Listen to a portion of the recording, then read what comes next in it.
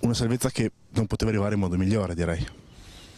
Cioè, è una salvezza che speravamo tutti, la volevamo fare anche prima col Cagliari in casa, col Genoa in casa, non è arrivata, però secondo me andare a Roma e vincere contro la Roma e salvarti lì in quel campo è stata una cosa, per me, 5 anni a questa parte, pazzesca. Io l'ho paragonata alla stessa salvezza che abbiamo fatto con l'anno di Pioli lì a Torino, quando abbiamo fatto 2-2, anche lì avevamo pareggiato con lui questa salvezza matematica. Sono cose che ti rimangono dentro, sono emozioni che chi le vive può capire cosa ti porta dentro. La tua emozione è dimostrata a fine partita con un'esultanza quantomeno particolare. Com'è nata questa cosa del serpente, si chiama così?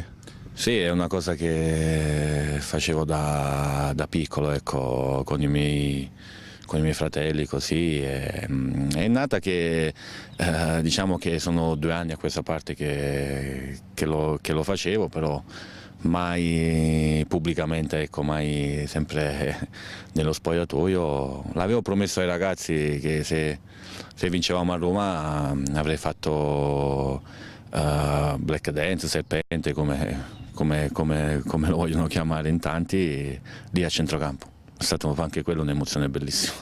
Obiettivo raggiunto quindi per la società, la stagione è andata bene. Per Sardo com'è stata questa stagione?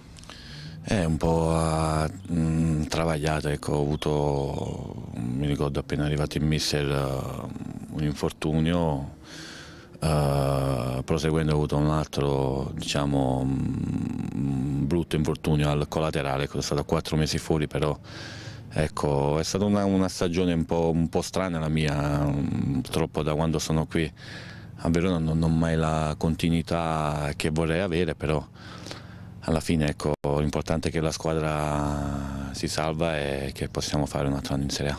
Questa domenica si festeggia in casa, arriva il Torino, anche loro praticamente ormai salvi. Come ve la giocherete? Ma ce la giochiamo come abbiamo sempre fatto, ecco. Sicuramente arriverà una squadra dove la matematica dice che non è ancora salva, quindi verranno qui per fare punti, ma sicuramente troveranno il solito Chievo, perché anche noi vogliamo finire il campionato in bellezza e in queste 2 partite vogliamo scalare ancora qualche posizione in classifica.